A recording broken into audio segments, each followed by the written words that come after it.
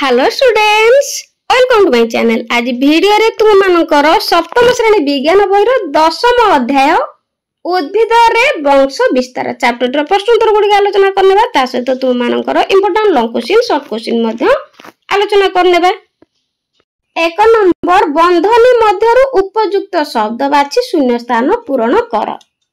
एठी बंधनी मध्य रे शब्द गुडी को देइछि, उपयुक्त शब्द बाछि कि लेखिबा ई शून्य स्थान गुडी को पूर्ण करिबा। क उद्भिदर मूल बा कांडरू नुआ उद्भिद टिए जात हेले ताहाकू डैश जनन कुहा जाए।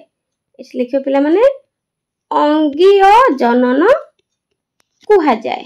ख के फूलर फुकेशर ओ गर्भकेशर थिले ताहाकू डैश फूल कुहा जाए। ताहाकू उभय लिंगी फूल कुहा जाए। लिखिबो उभय लिंगी फूल कुहा जाए। गोटिए फूलर फुकेशर ओ गर्भकेशर थिले ताहाकू उभय लिंगी फूल कुहा जाए। ग पराग पेटीरु फलिका शीर्षकू पराग रेणुर स्थानांतर डैश कहंती। तो एठी कुहा जाए परागण। मन रखियो पिला माने परागण। घ पुजुग्मक और स्त्री जुग्मकर मिलन द्वारा डैश प्रक्रिया घटी थाए। उत्तर समायन प्रक्रिया घटी थाए। लिखिबो समायन। उ भ्रूणपोष डिंबकर डैश रु वृद्धि पाई थाए। डिंबकर मेरु न्यष्टि रु वृद्धि पाई थाए। मेरु न्यष्टि। 2 नंबर उदाहरण सह विभिन्न प्रकारर अंगीय जनन वर्णना कर। उत्तर अदा प्याज रसुण हळदी आदि उद्भिद रूपांतरित कांड द्वारा वंश विस्तार करिथाए। टुआई चंपा कागज फूल आदि डालर कटा अंश को माटी रे पोती देई आवश्यक मते पानी देले नूतन उद्भिद सृष्टि होई थाए। 3 अमर पोई पत्र को माटी रे पकाई देले पत्र मूलरु नूतन उद्भिद जात हुए। आईवी कंदमूल और डालिया आदि मूलरु नूतन उद्भिद सृष्टि हुए। भी ईस्ट कलिकन प्रणाली रे वंश विस्तार करे। VI शैवाल विखंडन प्रणाली रे वंश विस्तार करे। 3 नंबर लिंगीय जनन कहिले कौन बुझा जाए। बहुत इंपोर्टेंट क्वेश्चन। लिंगीय जनन कहिले कौन। उत्तर लिंगीय जनन रो एकक को जुग्मक कुहा जाए। 2 पुजुग्मक और स्त्री जुग्मकर मिलन रे जुग्मज जात हुए। 3 जुग्मक गुड़िकर मिलन को समायन कहती। आईवी शैवाल फिंपी जातीय उद्भिद मस और फर्न आदि अपुष्पक उद्भिद रे अलिंगी और अंगीय जनन बहुबार हेबार देखा जाए। मात्र लिंगीय जनन जीवन काल रे मात्र केते थर देखा जाए। 4 नंबर एक संपूर्ण फूलर नामांकित चित्र अंकन कर। गोटे फूलर चित्र करिवो। चित्रांकन निश्चित भाव में परीक्षार क्वेश्चन आसीबो। गोटे फूलर नामांकित चित्र अंकन करिबा एवं ताकू दर्शेबा। देखो पिला माने एठी गोटे मंदार फूलर चित्र अछि। एहा होछि तार गर्भकेशर चक्र। फूल फुकेश्वर चक्र दलमंडल। एटा होछि वृत्ति चक्र वृत्त बा डेम्फ जाकू कुआ जाय। तापरे ता ऊपर को होछि उपवृत्ति। तापरे 5 नंबर स्वपरागण और परपरागण बुझाओ। तो बहुत इंपोर्टेंट क्वेश्चन। स्वपरागण और परपरागण। उत्तर जदि पराग रेणु फूल सेही फूलर फलिका शीर्ष बा सेही उद्भिदर जे कोनोसी फूलर फलिका शीर्ष रे पड़ी परागण हुए ताहाकू स्वपरागण कहा जाए। स्वपरागण रे सेही फूल बा सेही गछर अन्य फूल जड़ित थिबारु पराग रेणु कम नष्ट हुए। स्वपरागण रे समायन और नूतन अपत्य जातर संभावना अधिक हुए। जथा चिनाबादाम चना मटर फूल।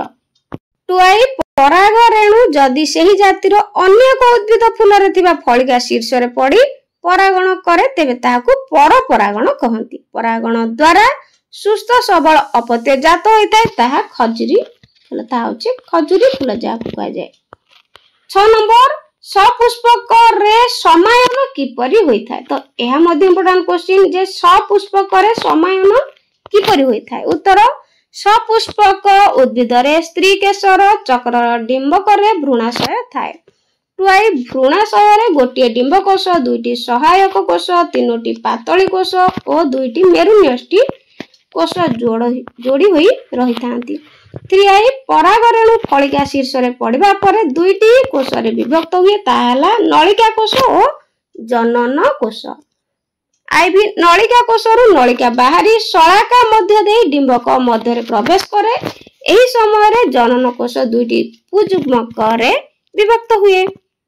भी गोटिए पुजुग्मक स्त्री जुग्मक सह मिसी जुग्मज गठन करे। भी अन्य पुजुग्मक द्वितीयक न्यष्टि सह मिसी भ्रूणकोश न्यष्टि गठन करे। भी पुजुग्मक और डिंबकोशर मिलन को द्विसमायन कहती। द्विसमायन फल जुग्मज सृष्टि हुए। जुग्मज बढ़िले भ्रूण हुए और भ्रूणरु नूतन उद्भिद बढ़ी पारे। भी भ्रूण कोश जुग्मज को बढ़ी भ्रूण हेबा पई सहाय्य करे। एक सपुष्पक उद्भिदर एही समायन प्रक्रिया को द्विसमायन बा त्रिसंयोजन कहा जाए। द्विसमायन पर डिंबकटी मंजी हो डिंबाशयटी फल रूपे वृद्धि पाए। 7 नंबर क स्तंभ सहित ख स्तंभ रु उपयुक्त शब्द मिलाय। क स्तंभ सहित ख स्तंभ को जोड़िबा जेमति कि आखी आलू, विखंडन शैवाल, डिंबक मंजी, कलिकन ईस्ट, पुजुग्मक होची पराग रेणु। 8 नंबर केउटी ठीक उक्ति चिन्ह देकी दर्शाओ। तो ठीक उक्ति गुडी को हमें दर्शाइबा। क सपुष्पक उद्भिदर जनन अंग फूल अटे। तो संपूर्ण भाव रे ठीक अटे। ख पुजुग्मक और स्त्री जुग्मकर मिलन को पराग गण कहा जाए। तो एटा संपूर्ण भाव रे भूल अटे। ग अमर पैर प्रजनन अंग कांड अटे। संपूर्ण भाव भूल अटे। घ चल रेणु द्वारा केतेक अपुष्पक उद्भिदर वंश विस्तार होई थाए। संपूर्ण भाव रे ठीक अटे। उ मूल द्वारा कंदमूलर वंश विस्तार होई थाए। संपूर्ण भाव रे ठीक अटे। तो एठारे पिला माने जेहेतु केवल ठीक चिन्ह केउटी ठीक चिन्ह देई कि दर्शाओ कहिछि, तेनु ठीक गुडी को लेखिबो आ भूल गुडी को छाडी देबो। तो वीडियो 9 नंबर निम्न प्रदत्त उद्भिद मानकर वंश विस्तार किपरि होई थाए प्रश्न सह उत्तर।